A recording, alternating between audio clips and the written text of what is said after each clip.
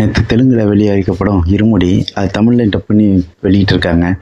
சரி, தெலுங்கு படம் எப்போதும் மாஸ் மசாலாவாக இருக்கும். அதுவும் ரவி தேஜா நடித்த படம் இந்த பாலையா படம் மாதிரியாக தான் இருக்கும்னு நினச்சி போய் பார்த்தா உண்மையிலே மிரண்ட வச்சுட்டாங்க. படம் கிளாஸாகவும் இருக்குது. படத்தோட டைரக்டர் ஸ்க்ரீன் பிளேயில் செதுக்கி விட்டுருக்காருன்னு தான் சொல்லணும். படத்தில் எதிர்பார்க்குற சீன்களும் வருது, திடீர்னு எதிர்பார்க்காத ட்விஸ்டெல்லாம் வருது. உண்மையிலே மிரள வச்சுட்டாருன்னு தான் சொல்லணும். ரவி தேஜாவும் இந்த படத்தில் ஒரு வெரி குட் பர்ஃபார்மன்ஸை பண்ணியிருக்காரு. படத்தில் ஒரு பொண்ணாக நடிச்சிருக்க அவங்க ரெண்டு பேருக்கும் உள்ள அந்த பாண்டிங்கு ப்ளஸ்ஸு அந்த நம்ம ஜிவி தான் மியூசிக் பண்ணியிருக்காரு. ஐயப்ப பாடல்களை கொடுத்துருக்காரு.